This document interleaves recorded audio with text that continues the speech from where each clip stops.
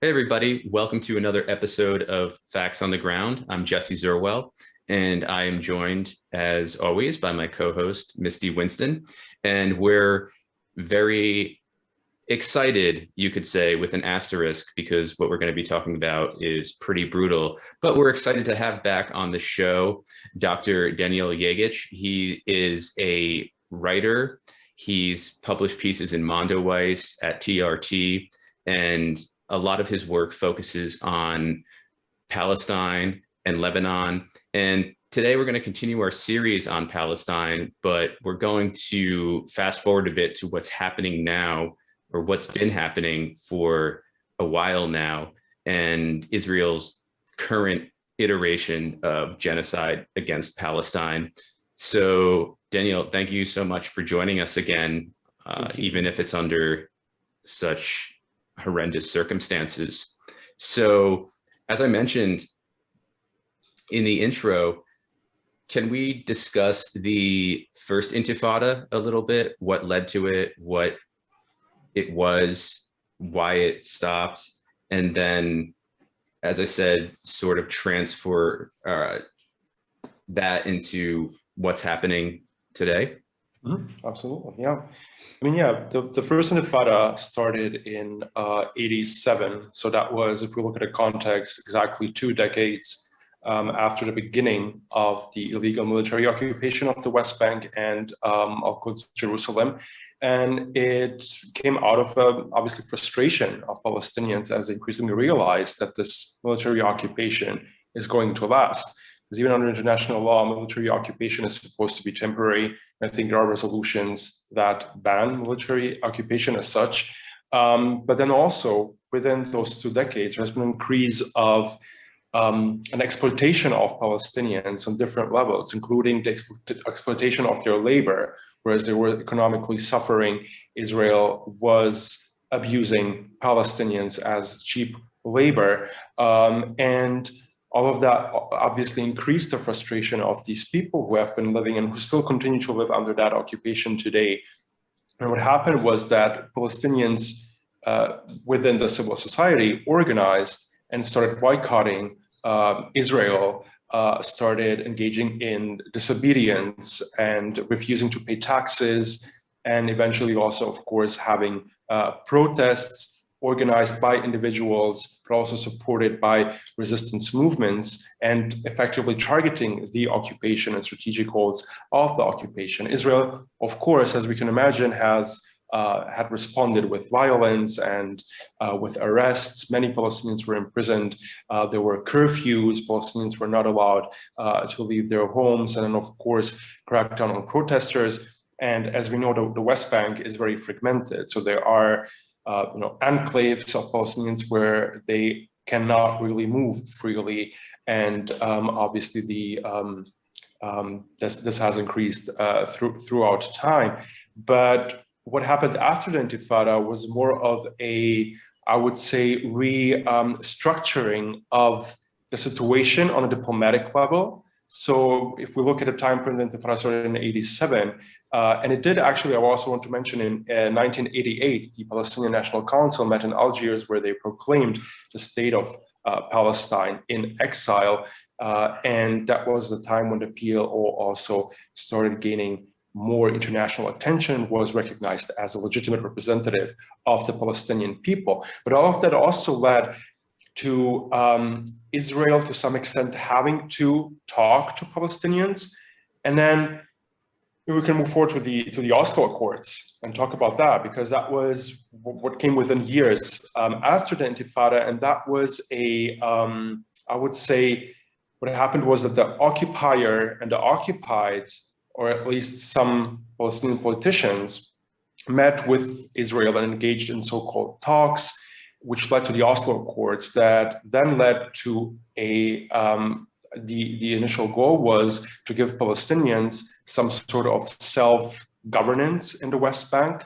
And then the Palestinian Authority was initiated as an institution.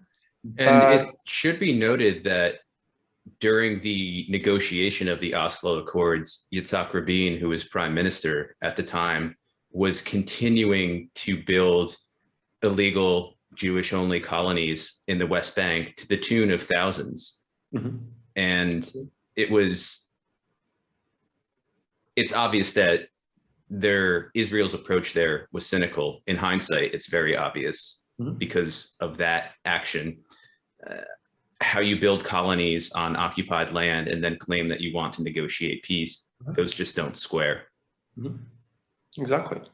And I think you're absolutely right, because what happened is that the whole situation of a settler colonial movement that is uprooting indigenous people was suddenly presented as a diplomatic conflict between two sides who could engage in negotiations over a so-called two-state solution, which is one of the key terms that emerged in the early 90s, peace talks, and which are terms that are still used today, especially by Western governments, that are meaningless terms, but are used against critics of Palestine in order to effectively extend Israel's power and its occupation. Because in the 90s and even after the Oslo Accords, the number of colonies and of settlers continued to expand drastically, which also led to the Second Intifada.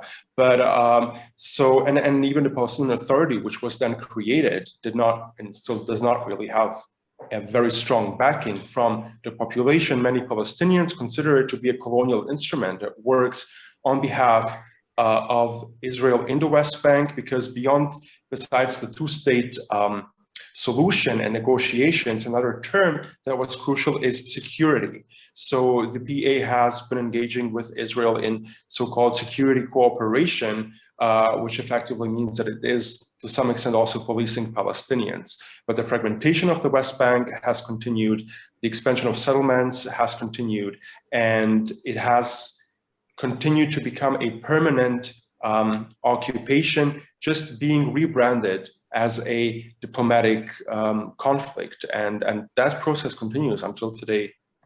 Yes, I think that all of it, I mean, we just talked about the fact that they were continuing the settlements even when they were, trying to negotiate peace. And it's, again, we've talked about this in previous episodes. Israel's incredibly gifted at PR. They know how to say the right words and publicly present the right sort of face while they're doing horrific things in the background. And I think that that's just another glaring example of that. Exactly. And we're seeing that now. You mentioned the Second Intifada, and I want to touch briefly on that because there are a lot of echoes of that today. The Second Intifada was provoked by Ariel Sharon and about 1,000+ supporters of his really storming Al-Aqsa, Haram al-Sharif, which is in mainstream media constantly referred to as a compound instead of the mosque it is. And we're seeing that again right now.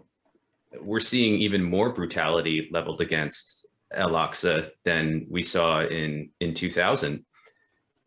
And I talked to Miko Peled the other day, and he made a really good point that even though the West Bank is divided from Gaza, that Palestinians in Gaza still have a very strong attachment to Al-Aqsa. So an attack on Al-Aqsa in the West Bank is an attack on them. And that's why the rockets have been fired by militant elements, if you want to use that diluted term. But I want to point out the historical echo of that, and I'm wondering if you can comment on that. Yeah, definitely. Also, just wanted to add briefly, I think it's an important point that you made, that the events in Jerusalem are of course connected to Gaza, also because the majority of the Palestinians who are still in Palestine are internally displaced refugees. So the population of Gaza, the majority of them are Palestinians from other parts of Palestine, which is again another I think dimension of the refugee crisis that is oftentimes overlooked, and which also creates the connection of Palestinians in different parts of Palestine geographically and symbolically, of course. But yeah, as you mentioned, the Second Intifada started, I think it was September 2000, which was, I think, the week after the commemoration of the Sabra and Shatila massacre, which took place also in September in 82, and for which Ariel Sharon was responsible. So it was within that week of the anniversary that he went to Al-Aqsa, obviously supported by the Israeli security military apparatus, and Palestinians started protesting. And once again, this led to protests that were again suppressed by Israel. I think and this Intifada has continued for a while, but I think it was approximately around 3,000 Palestinians that were killed, and again, many of them arrested. And Israel has, again, seized these events as another opportunity to justify more oppressive policies, because one of the effects of that was the beginning of the construction of the apartheid wall that separates the West Bank from 48 Palestine, and that separates the colonies from other parts of Palestine. And we should be clear that this is an apartheid wall. It stretches right now about 800 kilometers, I believe, and it's still being built, if I'm not mistaken. Mm-hmm. Right. And anybody who's seen even a picture of it can't deny that it's an apartheid wall. Mm-hmm. Absolutely, because its aim is to not only divide people based on the way they are racialized, but also to make sure that settlers can live without having to see Palestinians, without having to communicate with them. They can use highways for settlers only and be connected to other colonies. So that's definitely what it is. And then also, I think another important factor to take into consideration during the Second Intifada was that it was a year before 9/11, and the events of 9/11 have all, at least, so what Ariel Sharon did after 9/11 was that he was reframing Israel's crackdown on protesters and its oppression and suppression of the protests as part of the war on terror, the so-called, that the United States has led against certain parts of the world. So there was a speech by Sharon in, I think, September 2001, where he re-emphasized how Israel and the United States are connected as victims of terrorism, and how Israel represents what I think he calls the enlightened Western world, and is at the forefront of this war against terrorism, which also helped him gain support in the continued suppression of these protests. And suddenly Palestinians were, of course, the epitome terrorists once again, and the ultimate enemy in this so-called war on terror. So these structures were continuing, where indigenous uprisings and protests were being silenced, but the rhetoric kept changing according to whatever narrative was maybe the most successful one at that point.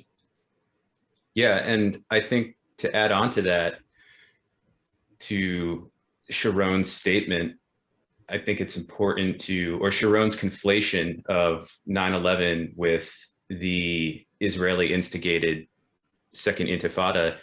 I think in that context, it's important to bring up that Netanyahu appeared before US Congress shortly before the war on Iraq started and delivered his sermon on why the US and its axis should invade and occupy Iraq and overthrow Saddam Hussein. And he wasn't invited. Am I correct in saying that? He wasn't even he just kind of showed up and they let him in to talk to people. It was very weird.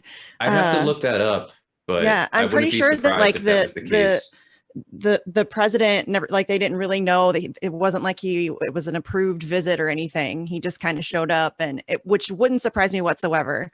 But yeah, I think that we're seeing a lot of those same things that we're talking about from them then today. I mean, we're seeing the same PR moves. We were discussing before we started filming that they're showing false videos from 2018 in Syria to try to convince everybody that rockets are being fired by Hamas into Israel Israel. And we're seeing those various, they run the same playbook, it seems, every time because it is so effective. This time feels different though. I mean, and maybe it's just me trying to be hopeful or whatever, but it feels like more people are aware of the level of bullshit that this is. So I'm hoping that that's the case. It seems like, if you go and you look at any number of politicians who have come out, I mean, Andrew Yang got crucified. I mean, he just got destroyed on Twitter for his ridiculous tweet. He should feel bad about that. And I understand that he probably doesn't really support or not support either side here. I think he's just an opportunistic grifter. And he's running for mayor of New York. And he knows that in New York, there's a strong support for Israel. I don't think he knows shit from Shinola about Palestine. Right. That's what I'm saying. This is just his team said this is what you should say. And so he said what he was told to say, or some intern tweeted it out for him. But it's not the first time that he's made really disparaging comments about, I mean, he compared Palestinian uprisings to, he compared BDS to like the, why am I blanking on the boycotts, the Nazi boycotts. So it's like he's just this really terrible, he's just not a good guy. But yeah, it seems like he got just completely hammered. And he's not the only one. I mean, politicians across Twitter are tweeting stuff out. And then if you look in the comments section, they're getting just completely annihilated on their ridiculous stance on this. So it feels like the support for Palestine is growing. I mean, we saw there was marches in Yemen, and there's been, all over the world, there have been marches in support of Palestine. And so it feels like, New York's, Chicago was huge. I don't know if you guys have seen the pictures or videos from that one yet. Massive. Thousands of people in the streets of Chicago. And I think that it feels different this time. It feels like we've gotten to a point now where enough support has grown. And I think it's more difficult now. We're in an age of, like civilian journalism where everybody's got a smartphone. And so it's much more difficult for Israel to hide and to put out the narrative that they want, and, to kind of manipulate the propaganda in a way that people are force fed their opinion, essentially. And so it's much harder for them to hide. Am I making that up, guys? Or that's just me wanting to be like really positive about this? Because it really does feel different this time to me. I agree with that. Yeah, I do agree that there is, because so many things are happening live on camera. I don't know if you saw the videos today of the Israelis killing Palestinian, I think he was that, and storming Palestinian homes, and things are being filmed and distributed, disseminated online, despite a lot of censorship from Instagram and Facebook that have tried to suppress many Palestinians and much content. So yeah, I do agree. I think there are more means probably to also make people aware. I do also, however, wonder to what extent, when we talk about, let's say, Twitter and US politicians, to what extent that may have any effect at all, besides people being more aware. Because in 2014, there were moments when things were very visible, where Israel was doing similar things it is doing today. A lot of children were killed. There was a lot of material and evidence, and there were protests as well. There's a lot of footage from 2014 that you can find on the internet, and right. A lot of it is horrifying. Right. Yes. But then I wonder, after the situation, I don't want to say calms down, but once it disappears from the news cycle, somehow these protests calm down and people continue living maybe without thinking about Palestine. And then even with US politicians, they are US politicians in the end. So they are part of this imperialist structure and of this regime that is responsible for what is going on in Palestine. So I feel whereas there might be awareness and there might be people protesting, it doesn't really, I don't know to what extent that may help Palestinians, unless there is really a shift, unless people really do something that changes the actual policies, because none of this will prevent the United States from continuing to send money and weapons that are used for the oppression of Palestinians. So I wonder whether it is effective at all, unfortunately. No, you're absolutely right to think that, because it's especially in the United States, Americans are very easily distracted. And, once something is out of the news cycle, they stop thinking about it entirely. And there are an awful lot of people right now who, claim to support Palestine. But you're right. In a few weeks, when this starts to disappear from the news cycles, a lot of those people are just going to stop giving a shit. Yeah. And that's what makes that's a point I wanted to hit on, yeah, but I'm glad you brought that up. That's what makes these conversations so important, is that we have to make sure that we're getting through to people that this isn't like a news cycle thing. This has been going on for decades, and it's not something that we can turn away from. But I think Matt Kennard put out a tweet yesterday. He's a great journalist from the UK. He's really good at covering the Julian Assange case. But he said, it's hard to believe amidst the terror being inflicted on Gaza, but the Zionist regime is weak. It's collapsing under the weight of its own contradictions. Its ever-increasing savagery is the symptom of an oppressive system and entropy. Apartheid will fall. Palestine will be free. And I think that he's onto something there. I think that we're seeing a lot of this. It's almost like they're lashing out irrationally, because I think they do see themselves as losing control. And I think that they're trying to fight back against that. It's very similar to what you see the United States doing. When you're an empire in like free fall, you kind of act like a caged animal backed into a corner. And I think that that's a little bit of what we're seeing here. So hopefully we will be able to make some headway on this. And I think that if we can just get, and really it's the United States is the biggest problem here, because the United States populace is very quick to be distracted. There will be a new episode of The Bachelor out and everybody will stop talking about this, or there will be some, Hollywood scandal or something, which is unfortunate, but that's where we're at. But it feels like, we're at least moving in the right direction. I don't know to what degree it will be successful, because Israel has a complete lockdown on our government. They own all of our politicians, every last one of them. Even the ones who are quote unquote good on this issue are still pretty terrible. And that's why if you read Ilhan Omar's recent tweets, they're so tepid. She's trying to... Rashida Tlaib is by far the best on this issue, and even she isn't where she should be. Yeah, their attempts to stand in solidarity with Palestinians and Palestinian self-determination are so tepid to me that they're disingenuous. They seem false. I don't think that Ilhan Omar, who calls Nancy Pelosi Aunt Nancy, or AOC, who calls Nancy Pelosi Mama Bear, I don't think they give a shit whatsoever about Palestinians unless it's politically opportune for them to care about Palestinians. They don't care about Palestinian lives. They can't name one Palestinian who's been killed in the last week.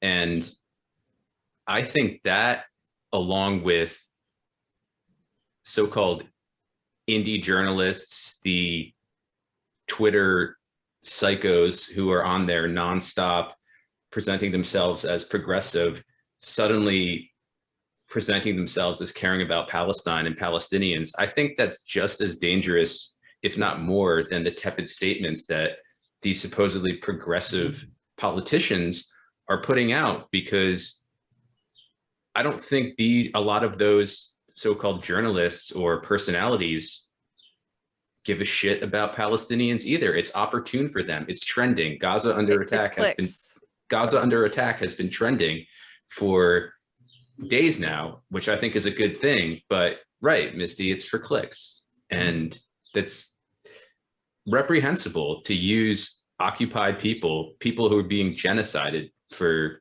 social media to grow your clicks. own platform. Yeah, for clout. But that has to be pointed out, because there are just so many out there, especially on Twitter, who are using this, who are capitalizing on this for their own, to energize their base. And it's disgusting.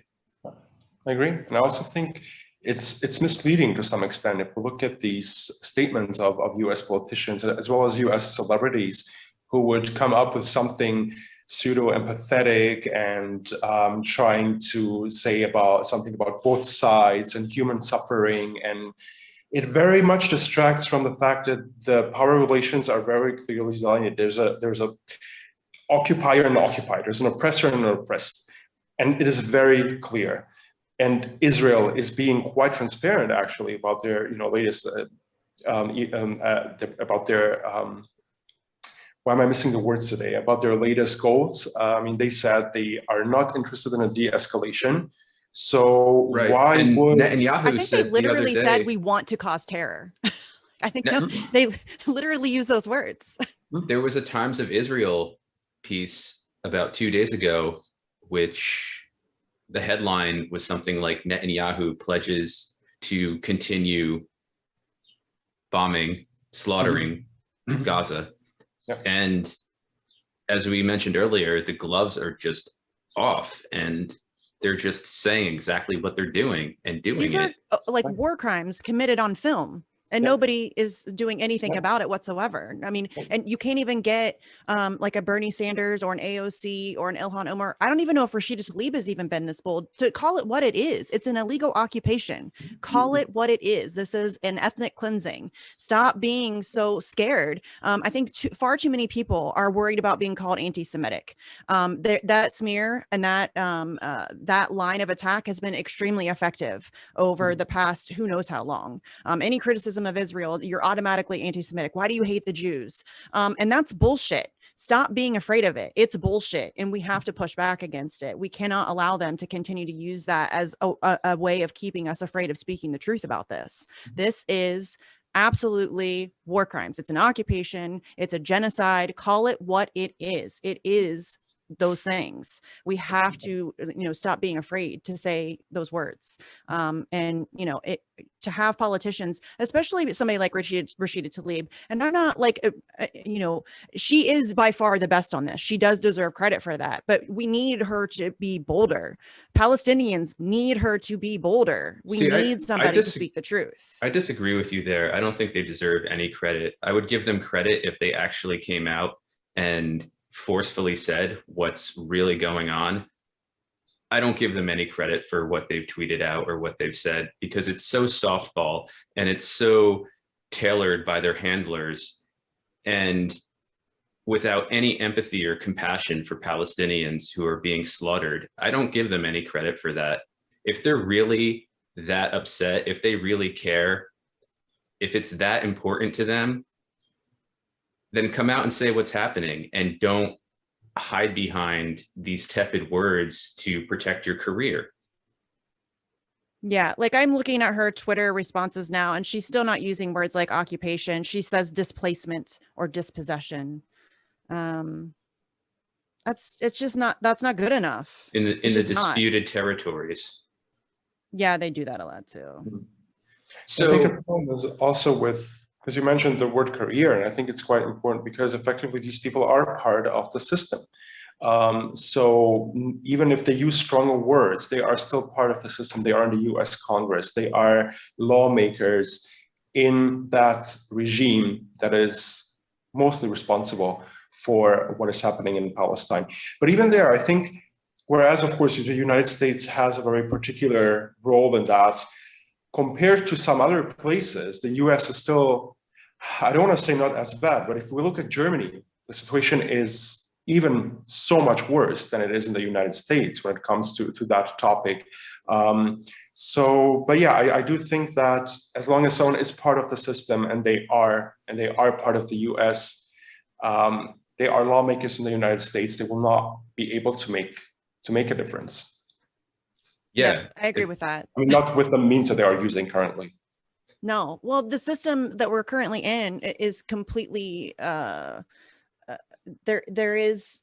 it's counterintuitive. It just doesn't work that way. Like I said before, Israel completely owns our government officials, all of them, basically, essentially, even the ones who claim to be stand for Palestinian rights. It's very clear. I mean, look at how quickly AOC transitioned from being somebody who is fighting for Palestinian rights to somebody who wants to go and talk to Israel about using their technology for her Green New Deal.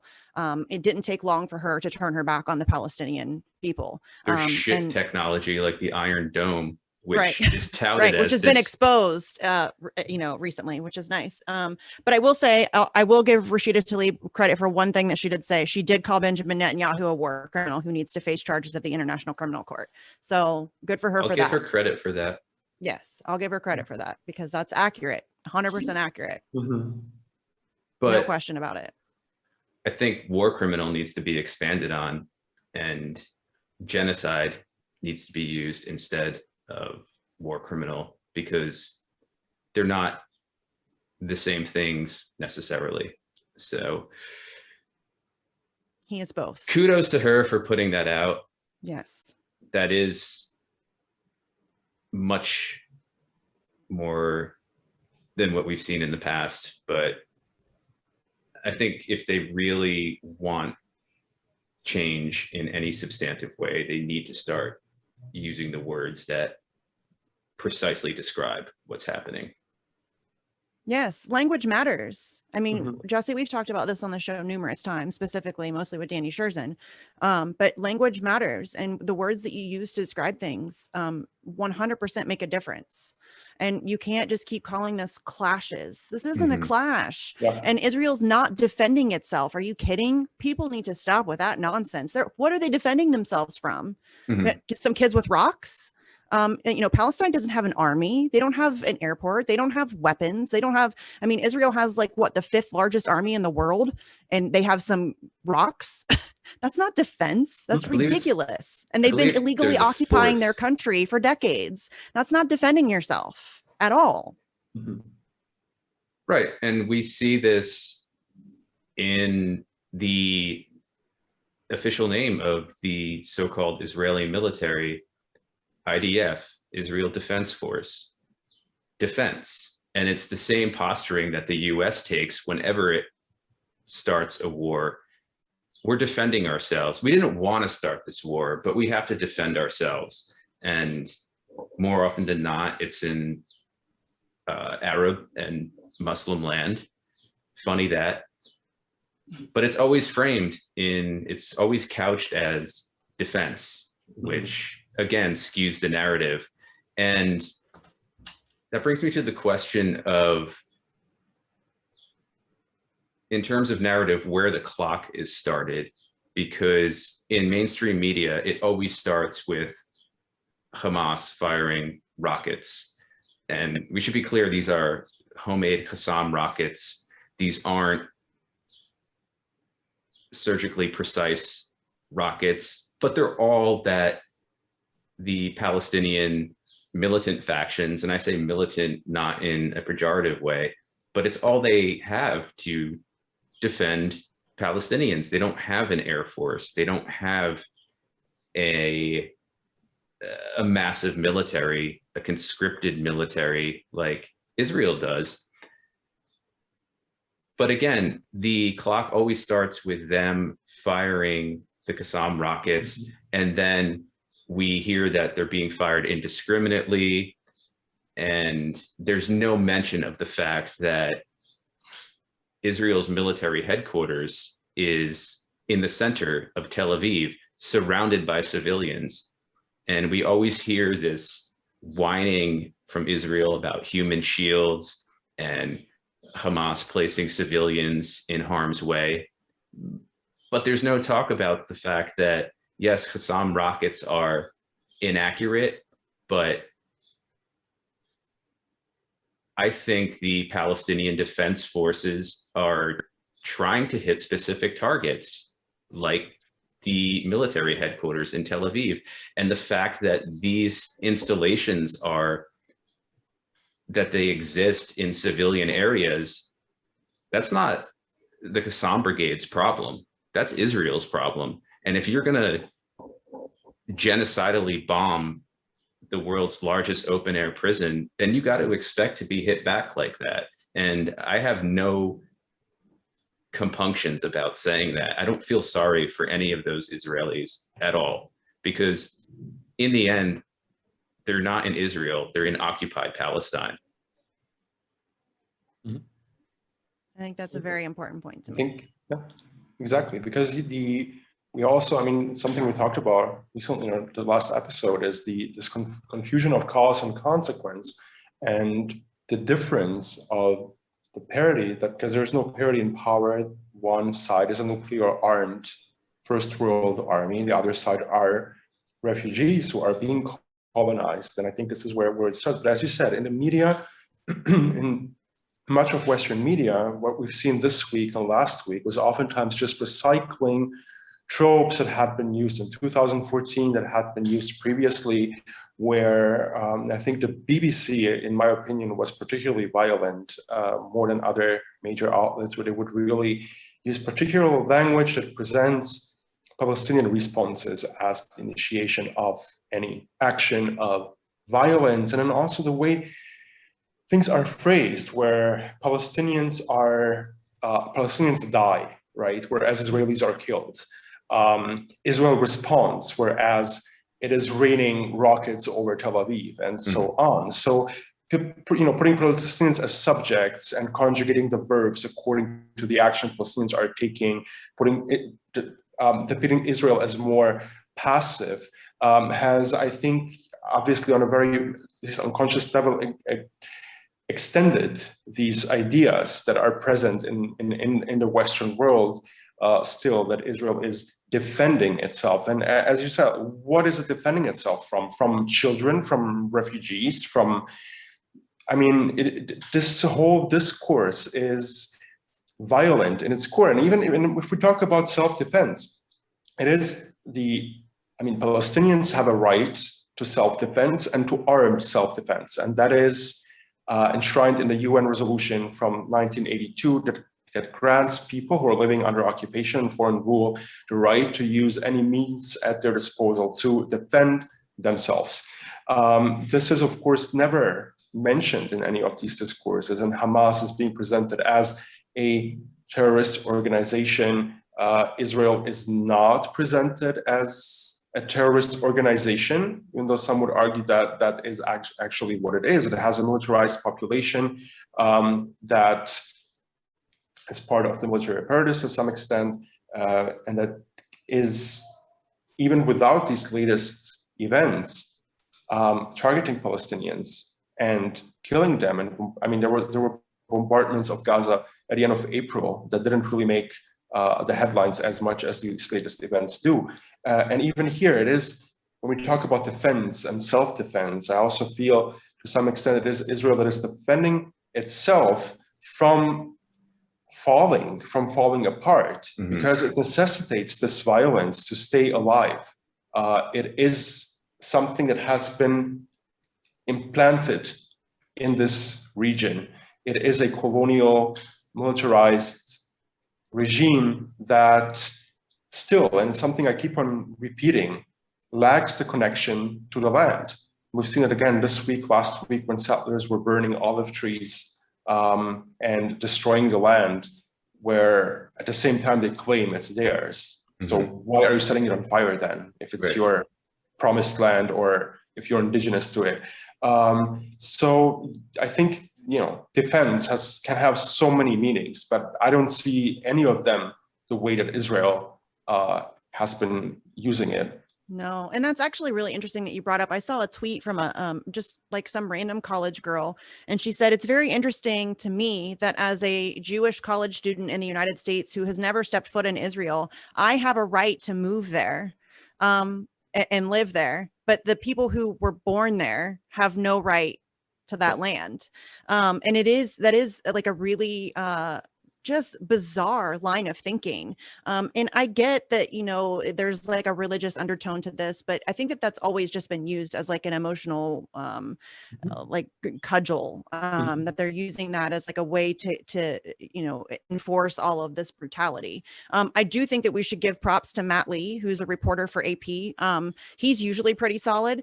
And he took Ned Price to task. He sure did. And it was really glorious to watch. And if you haven't seen that, go find it. It's all over Twitter. It kind of went viral because he just wouldn't let it go. And he's one of very few mainstream media journalists or reporters who are really worth anything. So he should get some credit for challenging the rhetoric. Ned Price didn't know what to do or what to say. And he couldn't admit that the murder of Palestinian children or children from anywhere, he couldn't admit that that's wrong. unequivocally Right. wrong. Well, and he couldn't admit then that Palestine also, if you want to say that Israel has a right to defend itself, then so does Palestine. Right. And that is what they are doing. And he couldn't say, oh, so if Israel has a right to defend itself, don't Palestinians? Well, and he had no answer for that because it's only in the United States, it's that American exceptionalism. It's us and our allies, and everybody else can kick rocks. Yeah, and that's a substratum of the demand that Palestinians recognize Israel, but there's no pressure on Israel to recognize Palestine.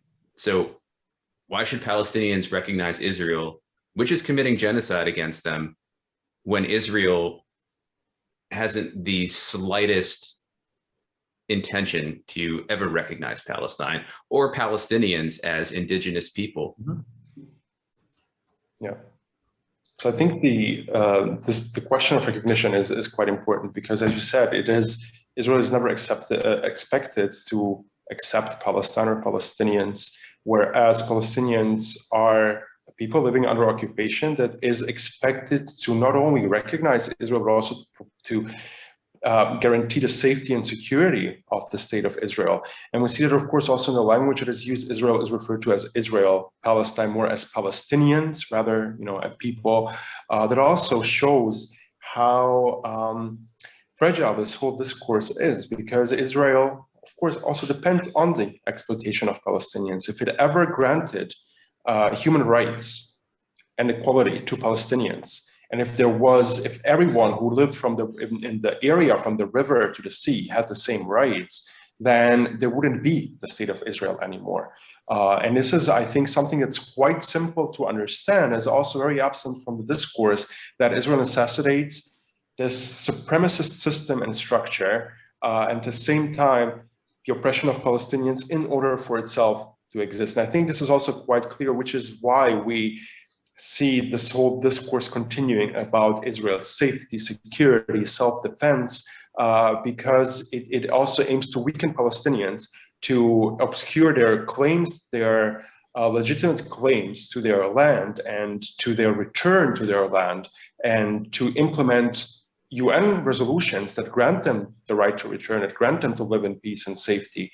But the safety or security of Palestinians is, of course, very absent from this whole discourse. It focuses on comforting the colonizer. And that's a great way to put it. What's also absent too is, going back a little bit historically, that you have the Deir Yassin massacre, for example. We don't hear about that ever. We barely hear about the Sabra and Shatila massacres. Who talks about the Kana massacres anymore, for example? And still, it's Israel who is the perpetrator. It's Israel who invaded Lebanon in 1978, in 1982, in 2006. It was Israel killing civilians in all of those instances. And those massacres, those events are just completely left out of the history, the context of what's going on. And now we're getting rumblings, I suppose you could say, of Hezbollah involvement, Lebanese involvement, if you will. Hassan Nasrallah put out a video the other day, which he's always well-spoken, and in this one he was as well, saying that we stand in solidarity with the Palestinians, and this is about self-defense. This is not about politics or political Islam, if you want to use that term. This is about survival. Survival, exactly. So I'm wondering if you can speak to that, and perhaps the connection between the Palestinian resistance movement and that in Lebanon, especially Hezbollah. Absolutely. I mean, yeah, it's a very important point, because the situation in Lebanon cannot be, it is very related to the situation in Palestine. of course, because Israel has expanded into Lebanon at several points, because it has invaded indigenous people, killed them. So, but besides that, of course, there are resistance, and there have been resistance efforts from within Lebanon, from within Palestine, and beyond, of people fighting against this occupation. Because even under, if we look at the international law and UN resolutions, there are many similarities between this. Uh-oh.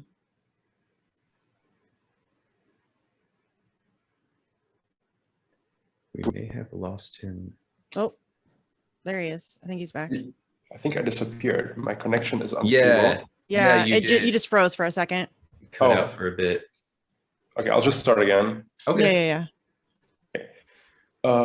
James Clapper. So the resistance efforts from within Lebanon and Palestine are connected not only because of the history, both being victims of Israeli aggression, expansion, and colonialism, but also because these are indigenous people that have always fought for their, as you said, survival. I think this is one of the basic things that we oftentimes ignore. And the thing is, if we look at these resistance efforts, as I mentioned previously, indigenous people under occupation have the right to resist with all means, and yet efforts at resistance are, if you look at the Palestinian context today, are generally condemned in the West. So whether Palestinians resist peacefully through protests, whether they take up arms, if they call for a boycott, for a non-violent boycott, which is what they've been calling for now for almost 2 decades,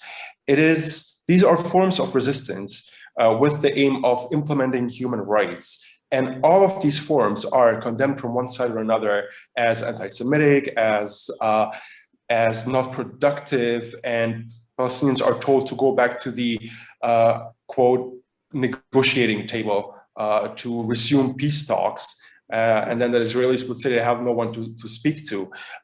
So it is, of course, if we go back to the core, there are different resistance efforts, and of course in Lebanon, Lebanon has been under Israeli military occupation for part of it, the southern part, for 2 decades, and the Lebanese resistance is still active today.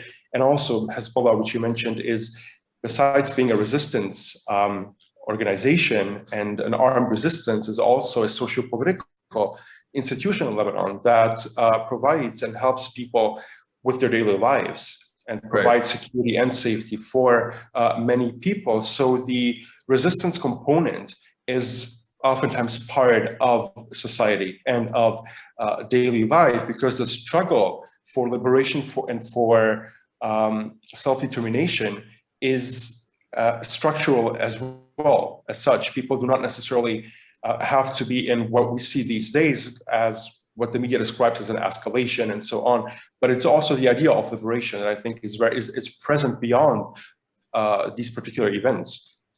Yeah. I think that we're starting to see more of a global solidarity, which is really encouraging too. I think that's another reason why they're cracking down so hard across social media, because we're starting, I mean, the Native American community in the United States stands in solidarity with Palestine. Palestine stands in solidarity with the African American movement in the United States. Like there's a global movement that's starting to rise up. I mean, we see it constantly. There was a tweet that was put out from a woman named Yasmin, and she said, "A portrait of our fallen brother in Gaza City, Palestine," and it's a portrait of George Floyd. And she says, "Our struggles are one. Our movement against militarism is worldwide. They don't want us to understand how we are all interconnected, because then we will be unstoppable. Hashtag Palestine will be free." And she's absolutely right. That is why they work so hard to keep Palestinian, like right now they're silencing Palestinian journalists across social media platforms. Their pages are getting taken down. They're getting hit by algorithms. They're being shadow banned. They don't want these stories out, which is why it's so important for people, if you see a Palestinian voice speaking about what's happening to them in Palestine, to boost those voices and to make sure that those stories are getting out there, because they're doing their level best to silence them. For and sure. There is a direct line between the Israel Defense Forces and U.S. police and the murder of George Floyd. They train them. Exactly. There's a direct line there. And we should note that the anniversary of the first year anniversary of his murder is coming up. I forget what today's date is, but it's within the next week or so. I believe it's May 23rd, although don't I'll quote look it me up on so we that. can be sure, because I don't know off the top of my head. But point being, there is a direct line to be drawn there between the Israeli terrorists and their training of US police and what we see applied to victims, to May people who are 25th. murdered. May 25th. Okay. Like George Floyd. Mhm. And we Yeah. see the knee on the neck. That, I mean, you see the Israeli Offense Force, as Jesse calls them. That's something that they use all the time on Palestinians. That is straight from IDF. That is where our cops got it from. So you're right. There is a direct through line. There is, there's no gray area there. That's not up for debate. There's absolutely a through line. And that's something that I think gets lost in the conversation as well, is that, these are the people who are training our cops. So if you are, standing in, support of Black Lives Matter and police abolition and all of those things, you should also then be standing with Palestinians, because those are the same forces that they're up against right now. And I think we should also mention too, something that doesn't really get spoken about. Gaza is really used as like a experimental zone. They use experimental weapons on these people, so that they can then sell them as battle tested, so that Israel can then sell these weapons as battle tested weapons. Maybe we should talk a little bit about that, and and how a lot of these attacks are really just so that they can sell more weapons to people. Yeah, that's what they're doing now. That's part of what they're doing now, at least.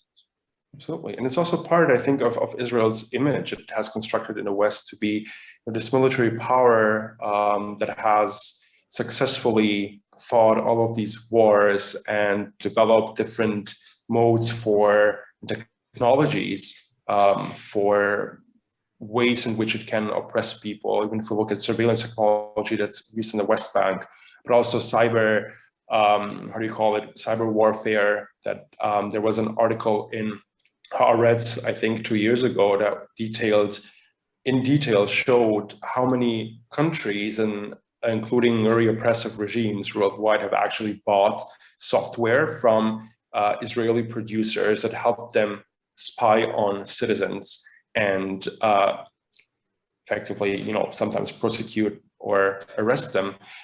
So all of these, of course, has to be taken into consideration, because on a global scale, Israel is a model for these production of these methods and weapons, and is also another thing, a model for the far right, because oftentimes it is admired by many far right movements in Europe, particularly because of that reason, because it is such a quote unquote strong player that manages the white country that manages to oppress brown people, which is, I think, for many far right Europeans sort of a fantasy that they might have. I don't know. Probably, yes. I think it's interesting when the evangelical movement in the United States supports Israel so profusely. I guess they just don't recognize that they're Palestinian Christians. So that's always a little weird. Yeah. And they're oftentimes so anti-Semitic. These right-wing Christians were also pretty much abusing Jews in order to reach their prophecies and goals, and are oftentimes very openly anti-Semitic and using anti-Jewish tropes to justify their support for Israel. Yeah, 2 points I'd like to make in that context are, if you're not following them already, follow Christians United for Israel on Twitter. It's at CUFI. You get a lot of insight there into Christian Zionists, what they think, what they're planning to do. And the other point I wanted to make is that they are considered technically one of the biggest lobbies, or the biggest lobby in the United States, if not the biggest, one of the biggest. And they hold sway with AIPAC and all of these other Zionist consortiums that have inserted themselves into US politics. And I also wanted to bring up the irony that they're trying to bring about the end times with the complete repopulation of not just Judea and Samaria, but all of that land with Jews, and drive out Palestinians, as you said, drive out Christians as well. And they both rely on an alliance with Israel. I wouldn't say Jews, because Jewishness and Israel are not the same thing, but they rely on that alliance. And it's never talked about that if that prophecy were to be fulfilled, which it's never going to be, but if it were, the Jews they so much rely on, the Israelis they so much rely on and consider allies and tweet in support of every day, they're not going to get raptured, because it's going to be a Christian rapture, according to this fairy tale that they spin. And that's a sick irony of it. And I think goes back to what you were saying, that Israeli Jews, they're being used by different entities like Christians United for Israel. We could say it, I think, as that they're being used as human shields for these fantasies oftentimes, right?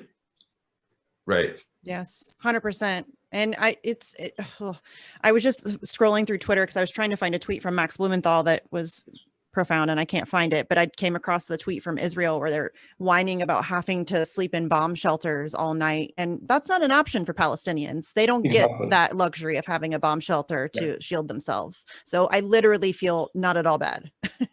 Yeah, they keep a tiny bit. They keep crying about hundreds of rockets raining down on them like it's Dresden.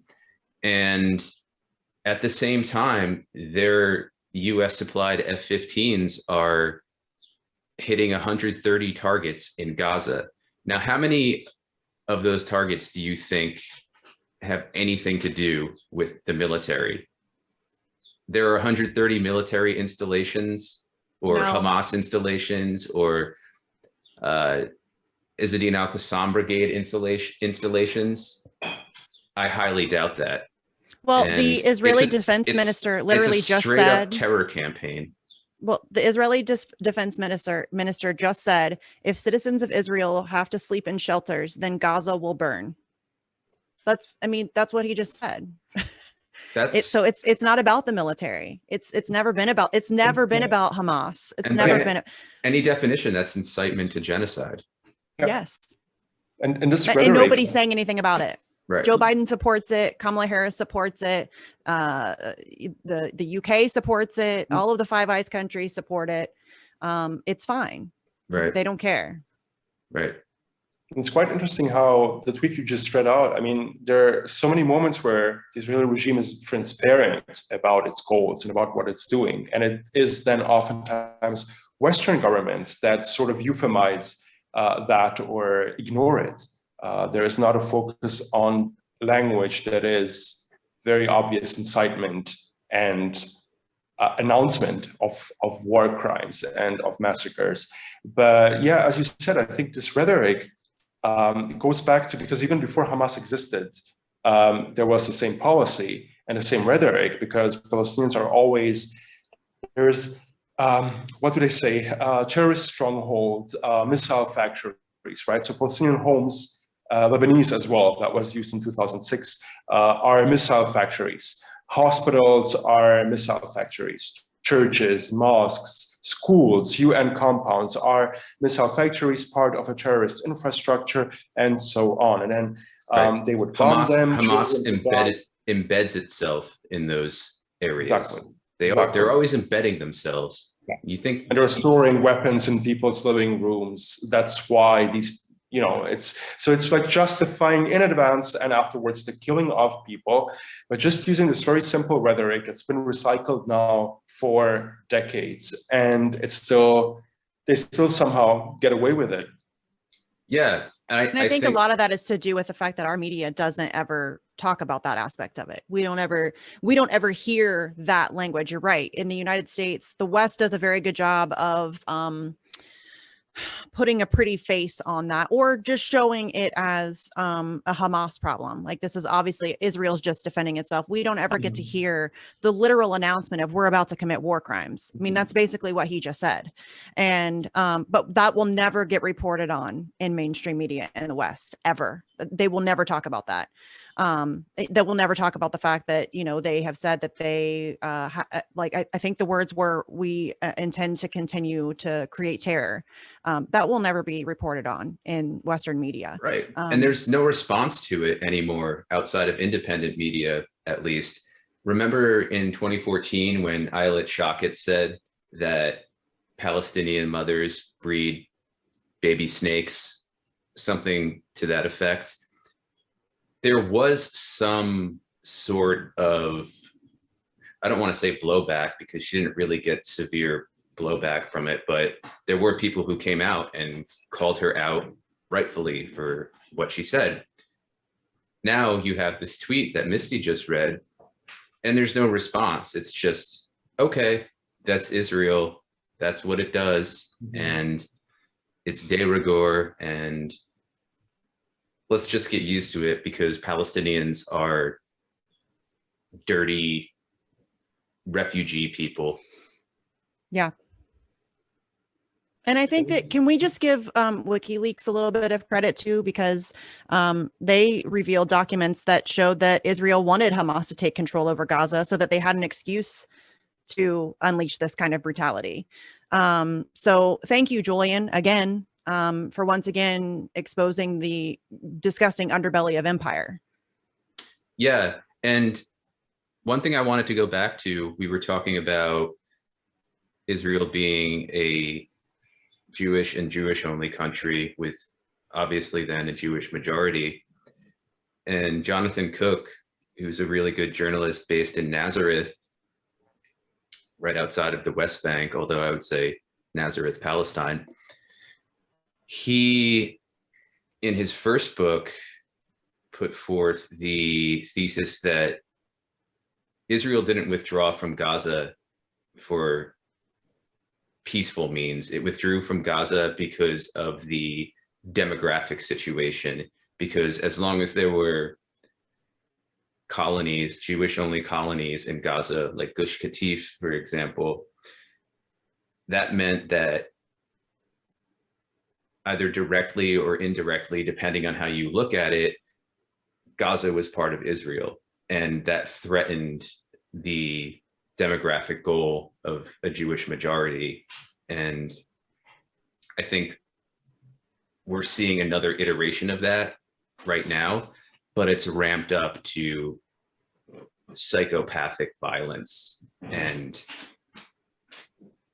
I don't know if it's because, well, Netanyahu is a psychopath and a war criminal himself, but he's got a lot of political problems happening as well. So I don't know how much that factors into it as far as he's wiping his hands of this and just letting it happen. But we're seeing just absolute fucking craziness in the streets of Jerusalem, outside of Tel Aviv, where we saw the man dragged from his car and beaten. And maybe you can clarify this, because I thought it was a Palestinian man, but I'm hearing it might have been an Israeli, Jewish Israeli. I mean, the one that was beaten on the street, on the ground? Yes. I saw a video today on Twitter. As far as I understood, it was a Palestinian, but that was a couple of hours ago, so I don't know if there's any new information. I'm trying to find the tweet that I saw, but I'm never going to find it. I think what's happening is that was a Palestinian man who was beaten, and that story gained a lot of traction, as it should have. And now Israel's coming out with its PR and saying, well, look, this Israeli Jew is beaten, and trying to take over the headlines of the fact that an occupied person trying to survive an active genocide was beaten in the middle of the street on live television, no less. The videos coming out are unbelievably disturbing. There was a video I saw earlier today of a woman walking down the street with her children who were like attacked by a mob of Israelis, a woman and children, a mother and her children. They're no threat. They're not doing anything. They're walking down the street and they were attacked by a mob of Israelis. There's another video of a little girl in a stairwell whose father has just been beaten unconscious, who's laying at the bottom of the stairwell, and she comes running down to check on him, and he's completely unconscious. The stuff that's coming out, I don't know how anybody with any level of humanity can look at that and not see what's happening. It's disturbing on so many levels, and it's constant. This is the constant brutality that Palestinians live under. This is not, I mean, yes, it's been ramped up over the past few days, but this is decades of what they've been living with. Yeah, almost a century. If we go back to our first episode, starting with the origins of Zionism, if you start with the origins of Zionism, it's been well over a century. Exactly. I think these acts of violence you've mentioned that we see now documented on video also go back to the same idea that this very Orientalist view of Palestinians being less than human, that they just, that they are terrorists, they don't deserve any rights or anything. And the other thing is also, I don't know to what extent that's something that is being actually talked about, the fact that obviously I think any citizen in Israel is participates in the military at some point. So when we look at those people that we saw in the videos, because they have to, it's mandatory. So adult Israelis, many of them have actually served in the military, have had military training, which I think is another component that we have to take into consideration when we look at when they unleash violence against unarmed Palestinian civilians, and even now more so in 48 Palestine, because many of these videos that emerged were of Palestinians who actually have Israeli citizenship on paper and are still within that state. Of course, there is an apartheid regime, as we know, but even this is maybe becoming more visible, how despite citizenship and having on paper formal access to rights, they actually don't, and the police is standing aside and watching as they got beaten up in the streets by military trained Israelis. Yeah, and we should be clear too, as we've discussed in previous episodes, that a lot of these colonizers who are committing violence are armed. And one example I want to point out in the West Bank is in Hebron, Shuhada Street, which used to be a vibrant market of Palestinian businesses and is all but shuttered now. But the few businesses that do exist, they have nets or tarps above their stores because the settlers who live above them will throw down shit, they'll throw down piss, they'll throw down rotten food, and the nets, the tarps are there to catch them. So it's not just the armed violence, it's a constant violent harassment using things like food and excrement.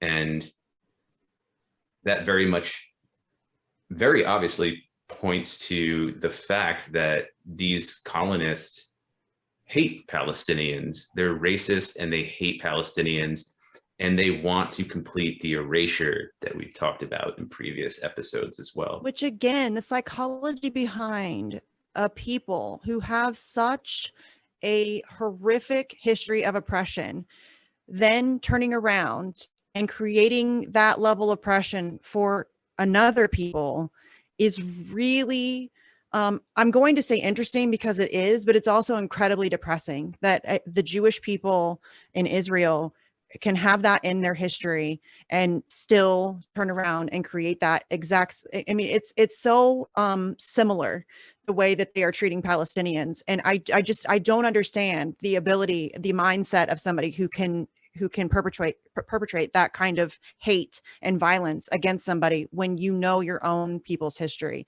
It's and if you want to come for me and call me anti-Semitic, that's fine. I really don't give a shit. But that to me is really depressing. It really makes me sad. the way to legitimately defend yourself against somebody who would call you anti-Semitic for saying that is to say, which is the truth, that if the situation were reversed and it were the Palestinians who were committing genocide against Israelis, then I would stand with the Israelis. Mm-hmm. I always stand with the oppressed. Given that Palestinians did what Israel did in stealing a country and trying to erase it. And it has nothing to do with Palestinians being Palestinians, right, and Muslims or Christians or Druze. It has nothing to do with Israelis being Jewish. And it's always framed in that context. But as Misty just said, it's about standing with the oppressed. It's about standing with the victims, always with the victims.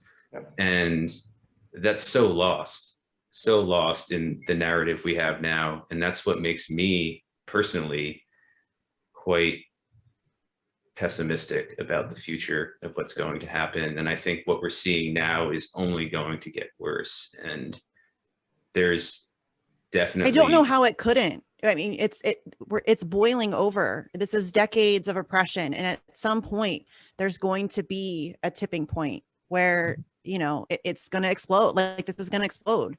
I hate the cliche, it's a tinderbox, but it is. I mean, people can only take so much before they stand up and fight back. And I mean, Palestinians have been fighting back for a long time, but I think we're now seeing this escalation of brutality that they are going to have no choice but to genuinely fight back.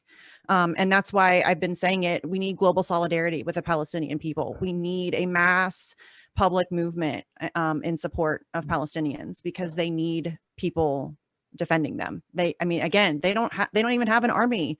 Like Jesse said, they have like homemade rockets that they're trying to defend themselves against the 5th largest army in the world.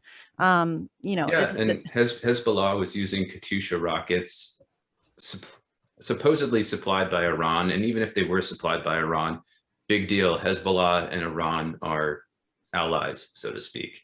And Iran's a neighbor. And if there's war going on with your neighbor, you damn well better be concerned about it and probably do something about it. So I don't think there's any contestation anybody can make about Iran supplying Hezbollah with weapons. That's fine. What else is supposed to happen? Is Hezbollah, are the Lebanese people just supposed to sit there and watch the leaflets come down telling them that their neighborhood, their home is about to be bombed? So yes.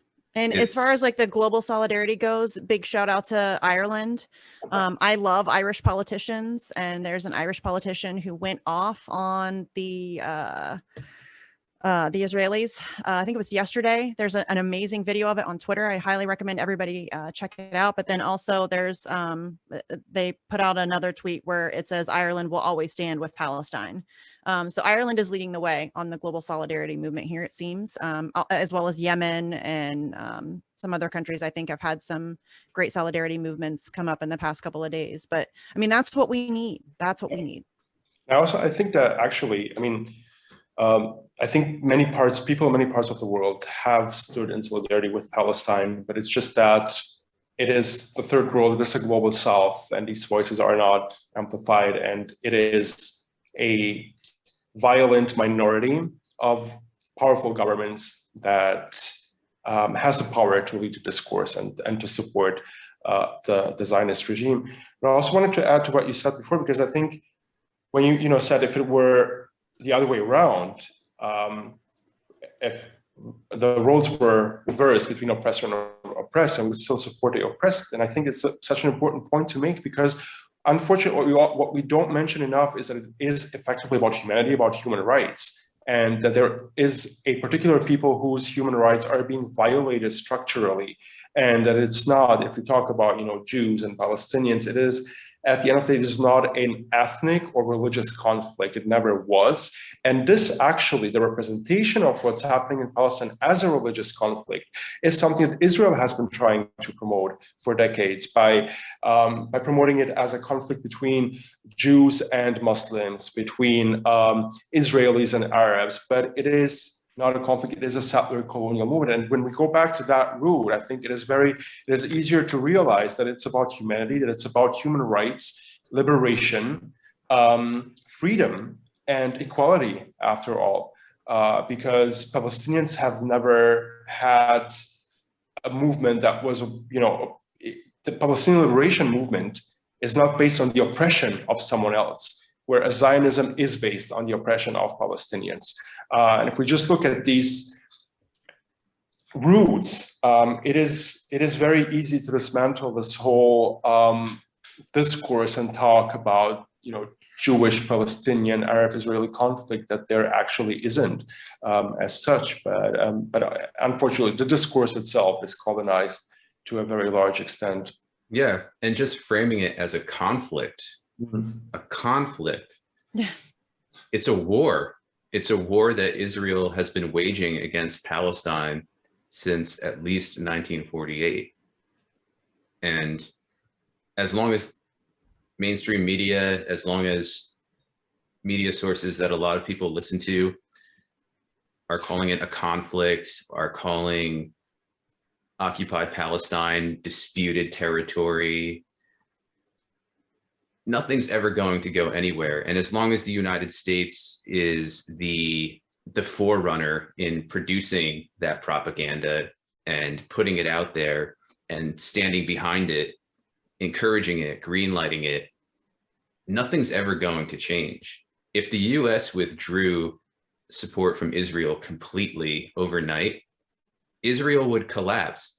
And I think that's what we're seeing happen. Although the US is still fully supporting Israel, we're seeing it collapse. The violence we're seeing in the streets by Israelis is part and parcel of what happens when an empire, even though Israel isn't an empire, that's what happens when the collapse begins, when the collapse occurs. We're seeing it in the US as well.